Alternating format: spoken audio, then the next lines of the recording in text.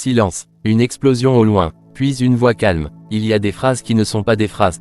Ce sont des accusations. Moata Matar frappe fort. Il parle d'envoi de soldats. Il parle d'honneur. Il parle de Gaza. Et au milieu de ces mots, une question brûle. Pourquoi certains envoient des soldats et d'autres n'envoient rien? Pourquoi l'Algérie n'a-t-elle pas envoyé de troupes? Pourquoi ne pas construire des hôpitaux là-bas? Est-ce un choix stratégique ou un silence calculé? Mais attendez, envoyer des soldats, est-ce vraiment aider? Ou est-ce entrer dans un jeu plus grand que nous? Avant d'aller plus loin, je veux lire votre position. Écrivez simplement en commentaire. Droit, la priorité c'est armée, diplomatie, hôpitaux, silence stratégique. Likez cette vidéo si vous voulez des analyses sans émotion manipulée. Partagez-la si vous pensez que ce débat mérite plus que des slogans. Parce qu'aujourd'hui, la vraie question n'est pas seulement Gaza. La vraie question, c'est qu'est-ce qu'une nation forte doit faire quand le monde la regarde? Et surtout, qui décide de ce qu'est le courage? Les déclarations de Moata Matar ne sont pas simplement des mots lancés dans le vide. Elles s'inscrivent dans une atmosphère régionale extrêmement tendue, où chaque phrase prononcée devient une arme politique, et chaque silence devient suspect. Dans le monde arabe d'aujourd'hui, la cause palestinienne n'est plus seulement une question humanitaire, elle est devenue un miroir dans lequel chaque régime est observé, jugé, comparé.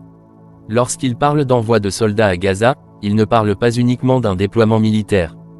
Il parle d'honneur, d'image, de leadership régional. Il insinue qu'une nation qui agit militairement agit avec courage, et qu'une nation qui n'envoie pas de troupes serait absente du champ de l'histoire. Mais la réalité géopolitique est plus complexe que le slogan émotionnel. Envoyer des soldats dans une zone comme Gaza ne signifie pas simplement apporter un soutien.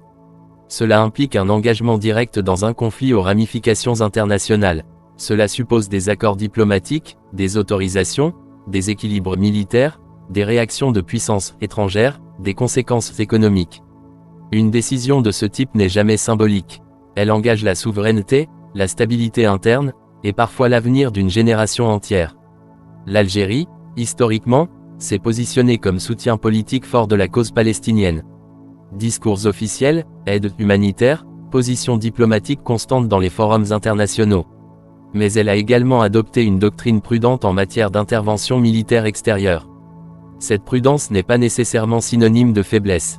Elle peut être interprétée comme une stratégie de préservation, ou comme un calcul, ou comme un refus d'entrer dans des scénarios dont l'issue échappe au contrôle.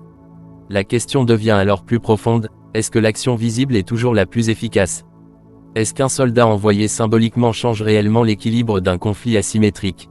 Ou est-ce que cela sert surtout une narration politique, une démonstration destinée aux caméras et aux opinions publiques? Dans le climat actuel, les réseaux sociaux amplifient chaque déclaration. Les comparaisons deviennent instantanées. Eux ont envoyé, eux ont parlé, eux ont agi. Et dans cette compétition émotionnelle, la pression populaire augmente. Les dirigeants ne sont plus seulement jugés par leurs actes réels, mais par la perception de leurs actes. Il faut aussi comprendre que la construction d'hôpitaux, souvent évoquée comme alternative morale, n'est pas un geste simple dans une zone sous bombardement. Construire nécessite stabilité, garantie de sécurité, coordination internationale. Un hôpital sans protection devient une cible. Une aide humanitaire sans cadre sécurisé peut être bloquée ou instrumentalisée. La réalité du terrain transforme les intentions en défis logistiques et diplomatiques. Ainsi, derrière la question apparemment simple, pourquoi ne pas envoyer des soldats, pourquoi ne pas construire des hôpitaux, se cache un labyrinthe stratégique. Une décision d'État n'est pas un tweet. Elle n'est pas un slogan. Elle engage des rapports de force invisibles, des alliances silencieuses, des lignes rouges non dites. Et dans ce labyrinthe, la véritable interrogation commence à prendre forme, est-ce que le courage d'un État se mesure à ce qu'il montre, ou à ce qu'il évite? Karim a 43 ans, il vit à Sétif, il ne fait pas de politique, il ne débat pas sur les plateaux télé, il travaille, il rentre fatigué, il allume la télévision le soir en espérant juste quelques minutes de silence. Mais ce soir-là, il tombe sur des images de Gaza, des immeubles effondrés, des enfants couverts de poussière, des ambulances qui traversent la nuit. Il baisse le son, il regarde fixement, il ne dit rien, puis il entend, sur son téléphone, l'extrait de Moata Matar. Les mots sont forts, les accusations directes, la question brutale, pourquoi certains envoient des soldats, et d'autres non. Karim ressent quelque chose de contradictoire. Une colère d'abord, une forme d'impuissance ensuite, et enfin une question qui s'installe lentement dans son esprit. Si c'était son pays qui envoyait des soldats, serait-il rassuré, fier, ou inquiet? Il pense à son neveu qui fait son service militaire. Il pense aux frontières sensibles. Il pense à l'histoire de l'Algérie, à ses cicatrices encore ouvertes, à ce que signifie réellement l'engagement militaire. Il sait que les décisions prises loin des caméras peuvent changer la vie des familles ordinaires. Mais en même temps, il ressent cette pression morale, cette sensation que rester en retrait peut être interprété comme une absence, comme un manque de solidarité, comme un silence. Il ouvre les réseaux sociaux. Les commentaires sont tranchés, certains crient à la faiblesse, d'autres parlent de stratégie, certains veulent une action immédiate, d'autres évoquent la diplomatie. Le débat est violent, rapide, sans nuance. Karim ne commente pas, il lit. Il se demande si envoyer des soldats changerait réellement le sort des civils. Il se demande si construire des hôpitaux serait possible sous les bombes. Il se demande si les décisions qu'il exige aujourd'hui pourraient créer des conséquences qu'il ne mesure pas encore. Dans son salon, le débat géopolitique devient intime. Ce n'est plus seulement une question d'image internationale. Ce n'est plus seulement un discours médiatique. C'est une question de responsabilité, de risque, de priorité. Karim se rend compte que la question n'est pas aussi simple qu'elle paraît. Elle n'est pas noire ou blanche. Elle est lourde, complexe, chargée d'histoire. Et peut-être que le vrai conflit ne se joue pas seulement à Gaza. Peut-être qu'il se joue aussi dans l'esprit de millions de citoyens qui oscillent entre l'émotion et la prudence, entre le désir d'agir et la peur des conséquences. Karim éteint la télévision, mais la question reste allumée. Dans chaque cri, il existe deux formes de courage. Le premier est visible, il est spectaculaire, il se montre, il rassure les foules, il crée des images fortes, des uniformes, des déclarations fermes, des gestes qui frappent l'imaginaire collectif. Le second est discret, il est silencieux, il se cache derrière des réunions fermées, des négociations longues, des calculs que personne ne comprend vraiment. Il ne produit pas de scènes héroïques. Il produit des équilibres, fragiles. Dans l'imaginaire populaire, le courage est souvent associé à l'action immédiate. Bouger, envoyer, déployer, décider vite. L'inaction apparente est interprétée comme une faiblesse, comme une hésitation, comme un manque de détermination. Mais l'histoire politique est remplie d'exemples où l'action précipitée a ouvert des conflits plus larges que le problème initial. Parfois, intervenir militairement signifie entrer dans une spirale dont il devient impossible de sortir sans pertes humaines, diplomatiques ou économiques. Alors la question devient plus philosophique que stratégique. Qu'est-ce qu'un État doit privilégier, l'émotion de l'instant ou la stabilité du long terme? Lorsqu'un dirigeant choisit de ne pas envoyer de soldats, est-ce parce qu'il manque de courage, ou parce qu'il voit des conséquences invisibles au public? Construire un hôpital est un acte profondément humanitaire. Mais un hôpital sans cesse bombardé devient un symbole tragique. Un geste noble peut se transformer en cible. L'intention morale ne garantit pas la protection réelle. Dans un monde dominé par les réseaux sociaux, la pression de l'image est immense. Une photo d'un convoi militaire circule plus vite qu'un communiqué diplomatique. Un geste spectaculaire capte plus d'attention qu'une négociation discrète. Et dans cette compétition de visibilité, la patience stratégique perd souvent la bataille de la perception.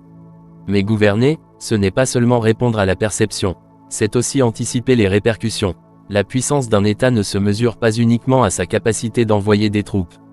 Elle se mesure aussi à sa capacité à éviter des pièges, à maintenir des équilibres, à protéger ses propres citoyens tout en affirmant des positions morales. Le courage spectaculaire rassure les émotions, le courage silencieux protège parfois l'avenir. Et entre ces deux formes, chaque nation trace sa ligne. La question n'est donc plus seulement, fallait-il envoyer des soldats? Elle devient, quelle forme de courage voulons-nous voir, et laquelle sommes-nous prêts à assumer? En 2025, les guerres ne se jouent plus seulement sur le terrain. Elles se jouent dans les esprits. Chaque déclaration devient une munition. Chaque silence devient une interprétation. Chaque décision devient une narration. Mohatam Attar parle à une opinion publique frustrée, fatiguée de voir des images de destruction sans réponse claire. Il transforme une question stratégique en question morale. Et dans un monde dominé par l'instantanéité, la morale rapide l'emporte souvent sur la complexité. Mais les États, eux, évoluent dans une autre temporalité. Ils pensent en décennies, ils calculent en rapport de force.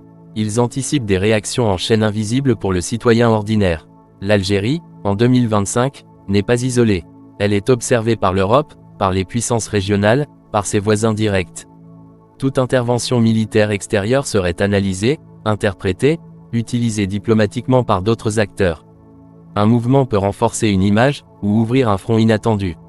Il existe aussi une réalité silencieuse, les priorités internes. Une nation doit gérer son économie, sa stabilité sociale, ses équilibres internes. Chaque décision extérieure a un coût financier, un coût diplomatique, parfois un coût humain, mais face aux images de Gaza, ces calculs paraissent froids, presque indécents. L'émotion collective exige un geste clair, visible, immédiat. Le peuple ne pense pas en tableau géopolitique. Il pense en justice, en solidarité, en dignité. Et c'est là que se crée la tension. Entre la rue et le palais. Entre l'émotion et la stratégie. Entre l'image et la réalité. Dans cette tension, les dirigeants marchent sur une ligne étroite. Trop d'action peut déclencher une escalade. Trop de prudence peut être perçue comme un abandon. Trop de communication peut sembler opportuniste. Trop de silence peut nourrir la suspicion. Alors la vraie bataille devient celle de la perception. Qui contrôle le récit? Qui définit ce qu'est le courage? Qui décide qu'une action est noble ou irresponsable? Peut-être que l'histoire ne jugera pas seulement ceux qui ont envoyé des soldats. Peut-être qu'elle jugera ceux qui ont su éviter une guerre plus large. Ou peut-être qu'elle jugera les deux. Et pendant que les débats s'enflamment, que les vidéos circulent, que les commentaires s'accumulent, une question demeure suspendue dans l'air. Dans un monde où l'image gouverne l'émotion, une nation doit-elle agir pour être vue? Ou agir pour durer?